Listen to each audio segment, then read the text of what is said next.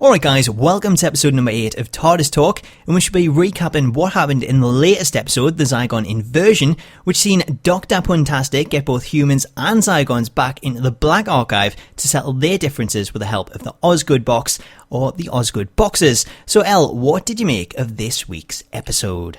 I really thoroughly enjoyed it. Again, I know a few people are on the fence, kind of to do with the topic of the things, connecting it to Syria and whatnot, but I took it for what it was, and I really enjoyed it. It felt like a really huge blockbuster event. We had these awesome scenes with Capaldi and his monologue. We had amazing scores. For me personally, you can have a scene, but if it's got a crap score, it kind of takes it away. But you had these really booming, awesome soundtracks and added to it, and I think everyone was on point. I can't think of anything that I didn't like about the episode. So for me, it was an amazing two-parter yet again. It was. I totally agree with everything you just said. The music, especially, that really makes it in them scenes. And it was on point again. It always is. And I just thought it was a really awesome second part of the episode when we got such a good one leading into it. And it really continued on from that. And I think this was probably one of my favourites of the season so far. And it was quite thought-provoking.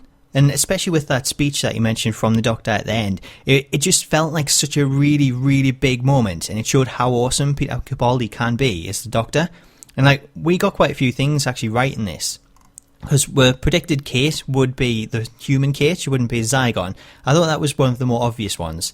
And then you also mentioned how this might be a bit similar to Kill the Moon, and it kind of was, because the Doctor gave them the option of what they wanted to do. I think it was kind of leading into that, because I mentioned last week, it made it out as if the Zygons kind of weren't any worse for the humans, and they brought more into that with Kate, kind of vouching for the humans, and she was a bit aggressive, she was shooting Zygons and whatnot, which the Doctor didn't like. And then obviously you've got Bonnie and her cronies killing people, so it was interesting to see the humans not so much the victims as such in this one. It was I really enjoyed it personally. Yeah, it was a great episode, and it wasn't that there was really a villain in it, I guess, because all the Zygons wanted to do was really be themselves. They just were kind of going about it the wrong way, and I thought overall it was an awesome episode, and it's just carried on the whole way that the season's gone. We've got these great two-parters. We're kind of giving our thoughts on the episode, I guess. So if we move into the first talking points, when we went into it and we're seeing Clara still in that pod, what did you make of I guess it was kind of dreamlike, and it's not the first time that we've seen Clara in that situation, because it was kind of like a throwback to some of, I guess, Clara's best episodes. We had Last Christmas, it was very similar to, with the dream crabs, where she was caught in that dream, and then Asylum of the Daleks, when we first introduced to her, and she was in that room and there was no way to get out of it. It was kind of a bit surreal and dreamlike, and that's what we've got this time, where she's trapped in her apartment and she can hear the things going on. But I think maybe she's learned from those past experiences, because she kept saying to herself dream tricks and looking for kind of signs that it was a dream. What did you make of it?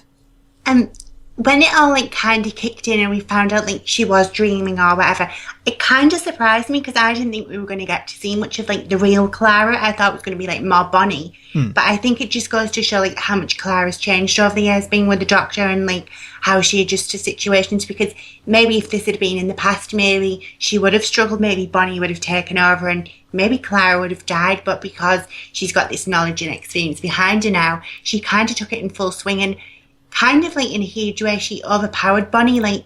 She stopped her from accessing her memories, and she didn't have her at gunpoint, but Bonnie was kind of helpless to Clara. Yeah, she was no match at all for Clara. I think it kind of continues what we've seen over the course of the season, where Clara knows exactly what to do in these situations now. She's kind of taken control of it, whereas before, kind of all being new to her, she might have been a little bit lost in that situation. But I don't think it would be a case of everyone in that position be able to outpower the Zygon. I think it's because Clara is such a strong person, such a strong-minded person, in the same way in which the psychic paper, it only appears to weak-minded people. Then I think this is kind of the opposite, where if you're a strong-minded person, then you can interact with the Zygon, and it does go both ways, the feed. So what did you make of it, the way that she could kind of control Bonnie and her actions? See, for me, like, because, you know, I was like a huge theory and all things like that. Part of me, like, kind of forgot maybe she's just like a strong-minded individual. I started to think was maybe just Clara have like the memories from, do you know, like all the splinters, and maybe that was the reason why Bonnie couldn't access her. Because I kind of think I wanted to take something like Clara's hiding something, or she's maybe not a superhuman being or something. I just kind of wanted something a bit deeper than her just being strong. Yeah, like something to kind of give reason for that as opposed to just like a strong-minded person, like to go with Clara's past. Yeah, because they never really touched on why nobody else could do it, and you never seen any other human going through it. So I kind of wanted Clara to be a bit more unique than she was. Yeah, it would have been a good thing just to get like that reason why she was special. That was all I kind of took from it, really. Just the only way she could affect Bonnie was because she was like strong-minded and all the things that she's been through. It's kind of changed the way that she is and the way that she thinks. So that was kind of the reason I got for it. I did think it was quite a good way to get out of like shooting that rocket launcher at the plane, because we're kind of thinking, how can he do this? How can he get out of it? And we thought maybe he would skydive, which he did in the end with the parachutes. Very James Bond-like. And I think that worked. The only thing I didn't like was where she could kind of tell what was on the phone and go through it in her mind to get Bonnie to actually text the doctor. I thought that was really far-fetched. That was the only bit that I wasn't too keen on. The only thing I would argue, because if you know what people are like now, people can like text on the phone without even looking, so you can kind of relate if you're like obsessed with your phone. But yeah, I loved how like she didn't smash the TV, but she like shook it. I didn't realise that Clara had Bonnie had missed in the first place. I thought maybe it was just like the power of the rocket launcher. I didn't realise she missed the shot. And for all it is a little cheesy, like when she was biting her finger and things to stop her, I like really enjoyed the explanation. It wasn't as far-fetched or something we've seen before. Yeah, I really like that. Like, it was something that I didn't pick up when we first seen the clip for the last episode. So you seen her fire the rocket launcher, but you didn't really get that she'd move to the side as it was firing. And I thought maybe that was just the power of the rocket launcher kind of propelling her. But when it was revealed that it was actually Clara that saved her, I thought that was a really good, smart way to get around it. I thought it was really good. It was also like really good to see like the dynamic between like the good Clara and like Bonnie, and just to show you like how good Jenna Coleman's like acting range is. It's like there was a huge dynamic between the two. For all there was like a few similarities, like they've both got this like attitude. It was like really good to see like a good and a bad version. It was so cool, and I think that does show just how great an actress she is. When you've got two people that look identical, but you can tell them apart completely. It's so different. And it just made me think, I really want to see this evil Clara. It's a shame we can't get any more of her. But I think if she had come in as a villain, would never got good Clara, I think I would still love her as like a villain, because she just portrays it so well. I think that was kind of one of the things. I did love the episode, and I like how Bonnie at the end stuck around. But I kind of wanted to stick with Clara's figure and not Osgood's. Yeah, kind of. But I guess what she said was she couldn't really have two Claras running around the same place, which doesn't make sense with two Osgoods. But having like the Osgood box, they need the two there, and people are kind of used to the two of them now. So she does fit in there. It might be a bit more awkward if she's got Clara. And I don't know if she's a good like English teacher or anything, so maybe she can fill in for Clara now and again. I don't know though, because there is like 1,000 splinters saving the Doctor throughout time, so probably wouldn't be that strange. Yeah, it probably wouldn't be too strange, but maybe we've got enough. So one more, I don't know, could we get away with it? Well, Moffat did say that Clara's never going to return. Maybe we'll just have Bonnie. He did, so that's a good way around it as well. We could get another splinter of Clara named Laura or something, or we could get Bonnie. So it's a way around it. It'd be an awesome way to just bring Clara back into it a couple of seasons ahead.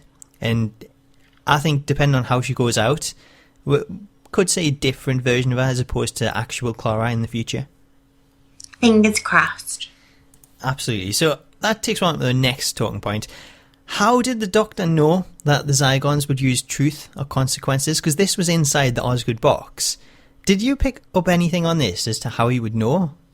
It wasn't, for all it wasn't like a major plan. It didn't go over my head, but like I totally didn't see it coming at all. I didn't see it coming at all. I thought when you opened it, I could guess maybe there was going to be a button in there that would release the gas that they mentioned in the previous episode, but I didn't think there'd be two buttons. That really threw us.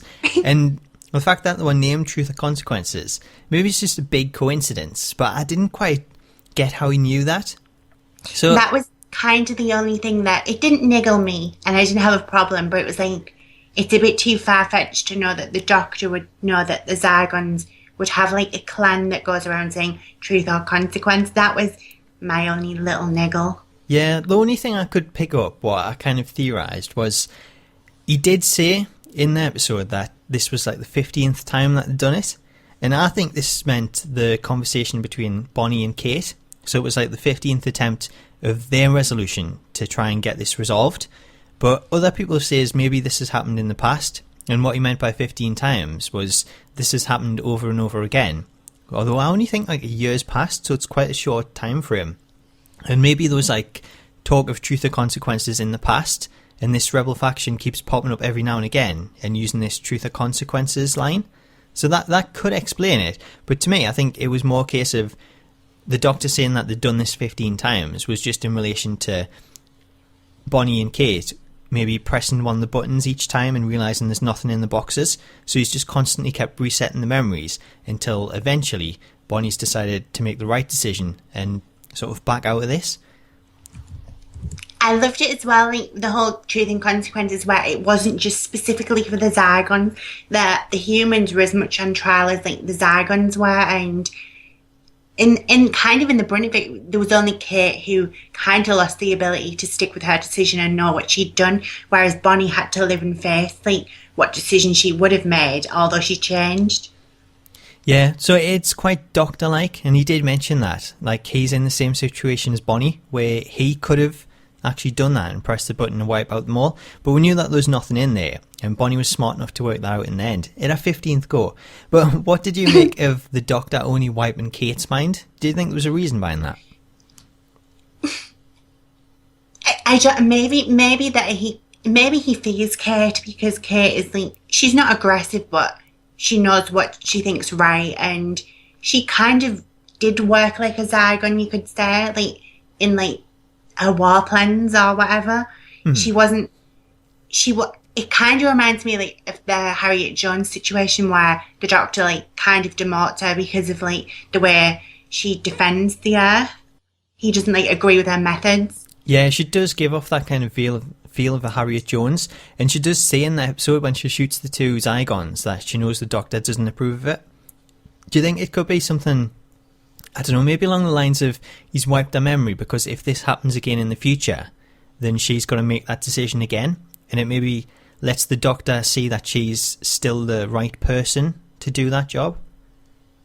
It's like a tough one because in fact like Kate was the first one to like stand down and realise that her ways were wrong, and yet she still had her memory wiped, so I don't know, maybe he's intimidated by Kate. It could be. I think he is like, I don't know if I would say intimidated or fearful, but I think he recognises that Kate's someone that will do the things he wants in terms of like taking someone out and shooting Zygons and people, where the Doctor wouldn't approve of it, and maybe he is a little bit fearful of that and he wants to back away from Kate as that kind of thing. But because she made the right decision, then he's happy to, well, I would say he's happy to leave her that way, but he did wipe her mind, so it goes back again, and she could maybe change that and go off in a different way. So I think it was a strange decision. I think you'd have been better off leaving them both way, knowing exactly what happened. Yeah, I think maybe Kate's this enemy within the friend within the enemy thing that's going on. I'm not saying it is, and I don't think it was going to stop with the Zygon Inversion. I think it's going to come back again, but I kind of wanted to know what decisions Bonnie made these 15 times. Was she always adamant that she was going to start the war, or did she back down? That's what I kind of wanted to know.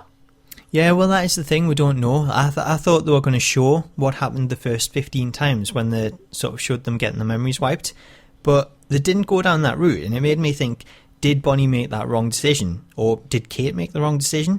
Like, we could have got Kate always pressing the button 15 times, and it was only in the last time she didn't. We'll never actually know what happened. That's the only thing, because I think I'd agree with wiping Kate's memory if she maybe made the wrong decision, you could say, like a few times, but we'll never know. And we don't actually know how many of Bonnie's decisions, if they were different or whatnot, if they were hers or maybe partially Clara, because she does have traits of Clara and not memories, but she has like Clara's way of thoughts, which the Doctor talks about.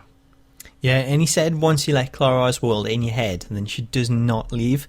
So I think Clara's made a big impression on Bonnie, and that two-way psychic kind of link, I think that's one of the things that really did change Bonnie. And when you think about it, it was a drastic change to go from the way she was at the start of the first episode to the way that she was at the end of the second. So it's been a big change to actually go from wanting to start a revolution to actually being sided with the humans and agreeing to let the Zygons live on in that human form. It kind of reminded me a lot of when in the Catherine Tate series, where you've got David Tennant is like current Doctor, and then his like Warfield Doctor, like from The Hand. Kind of reminded me a lot of that. Yeah, like having the two different versions. And then having like Rhodes bring up the other Doctor, and now you've got the first Osgood kind of directing the new Osgood. Yeah. So I guess kind of transitioning then to Osgood from Kate.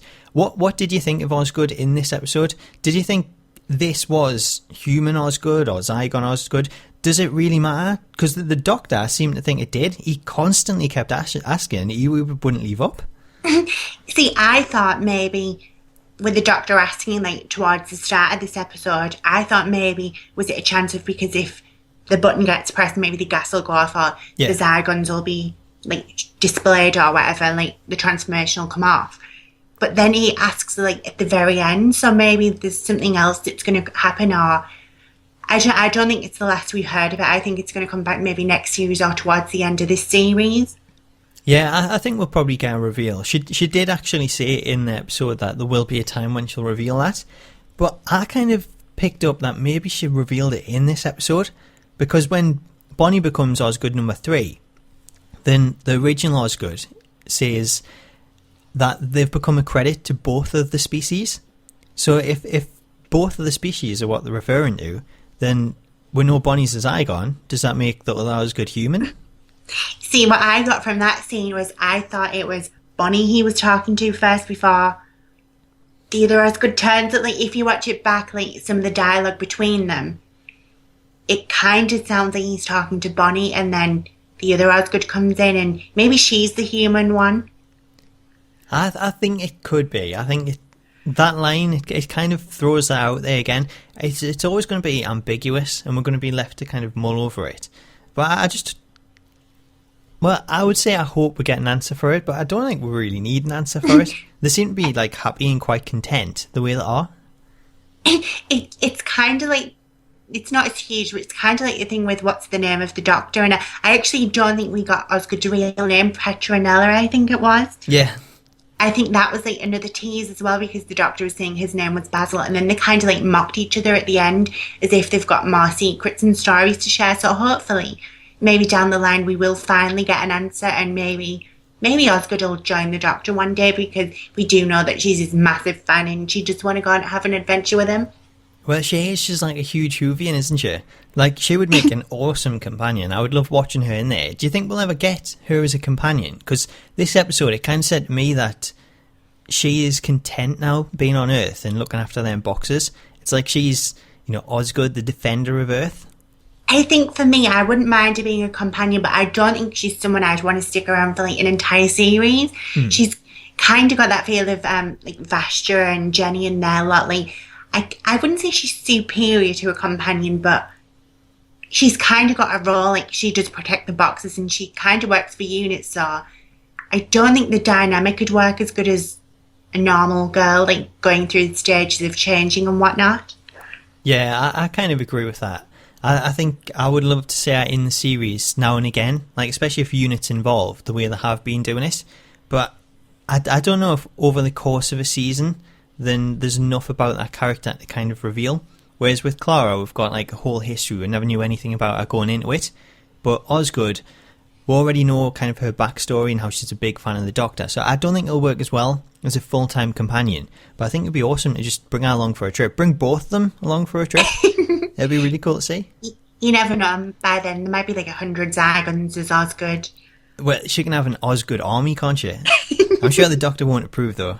That's kind of the interesting thing as well. I think having someone like Osgood who was a huge fan of the Doctor, maybe like her views on the Doctor would change like the more time and maybe the conflict, because she's not like opposed to putting the Doctor down, and she says in the episode like 12 rounds to the head. She knows how to get rid of him if it needs doing. Yeah, I think she's the friend that he should be scared of. Like, if anyone's going to take out the Doctor, Osgood knows exactly how to go about it. It's interesting as well, we had like more touches upon like some more knowledge about the Doctor coming from other people. I know we've had it as well from like Maisie in the series. So I think we're going to see like a few older names propping up again. Yeah, absolutely. So that takes on the final talking point. Is Clara dead? Because at the end of the episode, we had Clara and the Doctor have the following conversation where Clara says, "You must have thought I was dead. How was that?" To which the Doctor replies, "It was the longest month of my life." And then Clara goes on to say it couldn't have been more than 5 minutes. And he says he'll be the judge of the time. So I thought this was a bit of a strange exchange because it kind of led to the conversation that me and you've been having a bit about something being happening to Clara and maybe she's dying. And that the Doctor does actually know this. So I thought him saying that it was the longest month of his life means there's a difference between the time that he's had and the time that Clara's got. So I still think this could be kind of out of sync. And what I was kind of thinking, it's going to be kind of hard to get across, but bear with us while I go with it. So I thought maybe something happened between the Christmas special last Christmas and this season's opener, The Magician's Apprentice. And whatever it was, that resulted in the death of Clara, possibly like due to an adventure with the Doctor that we're yet to see. So that could like take place later on in this season. And because of that, the Doctor kind of become a bit of a recluse, and he went off to the monastery that we're seeing in the episodes that they aired online before the actual season started. And because of that, he's gone off the grid trying to cope with what's going on. And I think something has kind of happened, maybe with Missy bringing Clara to find the Doctor because she couldn't find him either. And that was kind of unsuspecting, and that led to the line of Clara saying, you know, which one of us is dying, when he was so pleased to see her, and them giving the hug, because all of a sudden he's gone into this like hugging Doctor, which he wasn't before. He didn't do hugs. So I think something changed there, and he's seen Clara, and it's maybe made him realise that even if Clara has died, then this interaction, because of Missy, has led him to believe that if he's not ready to let go of Clara, he can still interact with her, like through her timeline, as long as he doesn't make any tidal waves, which is something that he has mentioned. He's okay making ripples, but I guess he kind of knows that as long as he stays safe and Clara is safe, then that's not going to change what eventually happens, and it gives him some extra time with Clara to kind of go on the adventures that he wants to go on and just give her that better life. Maybe he feels guilty for whatever point that he's had in what could potentially be the death of Clara. What do you think of that? I definitely think we're still experiencing some of this like timey-wimey stuff, especially when it comes to Clara and maybe Clara's future. I know like for a good while I thought maybe Clara was dying or she's ill, because there have been like a lot of references. For example, in the first episode she says, "I don't know which one of us is dying." But now it's almost like the tense has changed, and the Doctor's changed his personality as well. Like, he almost now refers to her as if she's already gone or left or died. Like in this one, he says, "Trust me, she doesn't leave," and he almost like talks about her as if she's not there. Yeah.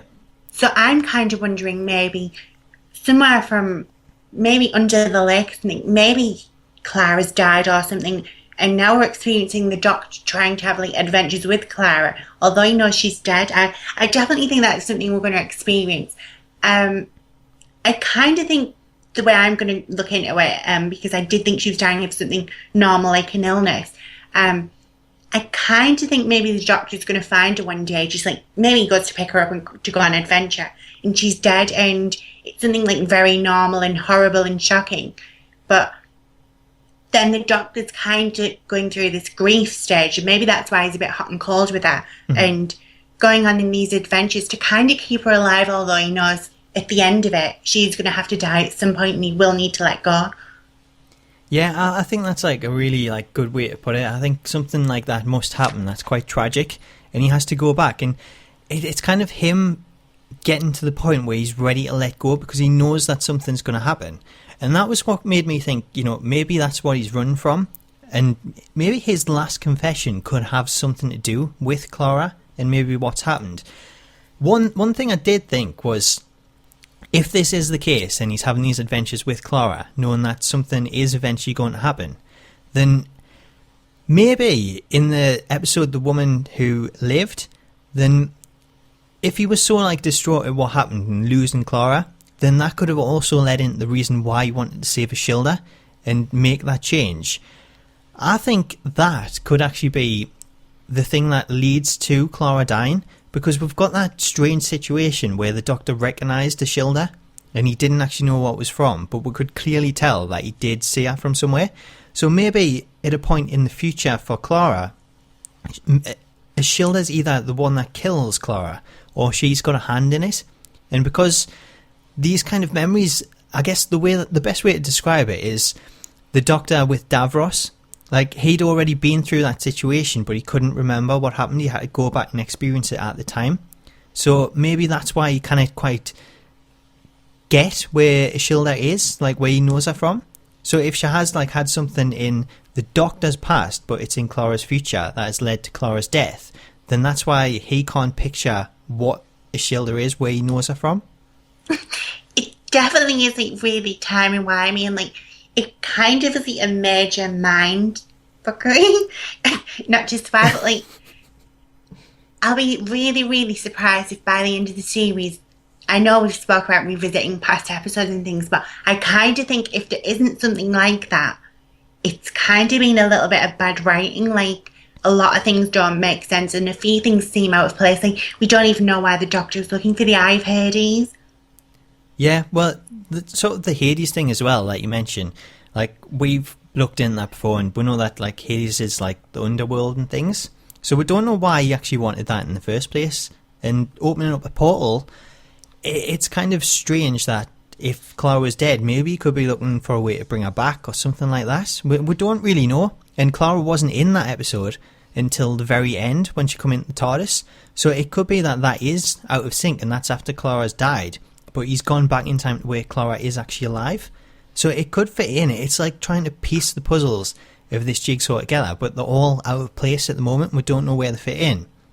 But there is so many different references and things that we've had where it does kind of fit together, where he says he can't make these changes where it's going to affect something big, but he can do little things. And even episodes like Under the Lake, he knew he wasn't going to die. He could go back and change things as long as he projected his ghost. Then it wouldn't actually change things for the people that's in the moment and experiencing it. They would see the same thing, and that for that reason it wouldn't lead to a paradox. There's so many moments over the course of this season where little things like that could be worked into the story. And like you said, I think if the writers don't do that, then it is something that's kind of missed out from it. I think it'd be a really, really cool thing to just get that reveal at the end of the episode, at the end of this season, where it goes back to a time before the start of the season and what has actually gone on. I think it'd definitely be something a lot new. I know like we've kind of picked up on it, so if we're right, I don't think it'll ruin it by any means. I just think maybe we've looked into it a bit too much, but these things like the underlying issue of death, like we've got the Eye of Hades, and to say that that's supposed to help someone on their journey to the afterlife, even though it opened a portal. We've had like the theme of mercy. Maybe we're going to get something along the lines of Clara is going to die, but in a kind of like weird sense of mercy, maybe the doctor's going to have to let her go. We've had like a really strong theme around death, and to think, I don't know, it's going to be strange when we get to like this final destination. I think there's going to be a lot of things we'll look back on and realise how clear it was and we didn't realise, if that makes any sense. There's so many like ways that you could go about it. I mean, we know that the Neversphere was dying and it didn't have enough power to open a portal for Danny to come through after he sent the little boy through. So the Eye of Hades could even be used to open up that. And I know that it does cost a life to do it. maybe the Doctor could sacrifice his own life to bring back Clara and Danny. So I guess he could give up his life, and that opens up the confession dial at the same time as to the reason why he's doing that and what happened to Clara. But obviously a new set of regenerations, maybe he can still come back from that. It's interesting as well how we know towards the end of the series we do have an episode revolving around like the title of Heaven and Hell. So maybe we will revisit the Nether Sphere because we know Missy's going to escape from the Daleks on Skara. Maybe she's going to come back and we'll see like another incarnation of the Nether Sphere, and maybe that'll have something to do with the demise of Clara or how the rest of the series is going to pan out. Yeah, absolutely. And I think if Clara is dead, then what we learned last season with the little boy coming back through, then dead isn't necessarily dead. There is still a way back from it, even if it is kind of cheating. But I think we could see something like that. I think Missy still has a part to play, and we've still got that full reveal of why she chose Clara in the first place. So I think Missy will be in the end of this season. It's just waiting to see where she pops up. And when you mentioned that maybe the Doctor finds Clara laying dead or dying, I had the theory maybe Clara could die in childbirth, because we've still got the Orson Pink mystery to get resolved. I'm not actually going to go into that in this episode. Maybe we can do it in like a special, because it's quite complicated, and I think I've kind of confused things enough so far. So we'll save that for another time, but I just want to put that out anyway. And I think that pretty much covers the full episode, as well as like a lot of speculation. So the only other thing to really cover is next week's preview. What did you make of this? I'm not like a huge fan of like the guy. I'm probably butchering his name. The Mark Gatiss episode. Like, I don't think they're particularly strong. Like, I remember the doll one. I can't even remember its name. That's how much I really didn't like it. Where we had like the terrorizing elevator. I really didn't enjoy it. But this one, it's kind of got I suppose you could say like a Blair Witch kind of camera thing. Because we know it's going to be all like footage. Yeah. So maybe that'll add to the whole episode. I don't think there's an awful lot to go on. I did wonder if like you get a quick glimpse of the monsters, and it kind of looked like the monsters from Journey to the Centre of the Tardis. So I don't think we're going to get any connection, but it'll be interesting if we do, because there was a lot of questions around Clara and her being the impossible girl. Maybe that'll be something else, because we do know for around 3 episodes it is going to revolve around Clara and why she's leaving. Maybe this will be like the first nail in the coffin. Yeah, it could be. I'm looking forward to seeing what goes with it, but I don't really know what to expect, because when I first seen the preview and it was like you shouldn't watch this footage, it kind of made me feel like, you know, The Ring, when like they watch the footage and then they're like destined to die and the girl comes out the TV. It kind of had that feel, but then as it went on and they were saying the eradicated sleep, then I don't know how this will go. Maybe like they're plugged into some kind of like Matrix machine and they never have to sleep again, even though they're asleep, but they're constantly awake in that world. There's so many different ways that can go about it, so I'm quite looking forward to seeing how it plays out, although at the same time I don't really know what to expect. I definitely think it'll be a unique episode, whether it'll be for the good or the bad. I definitely think we're going to see something a lot different compared to what we've seen like the past 2 weeks with the Zygon stories. So maybe it'll be like the calm before the storm.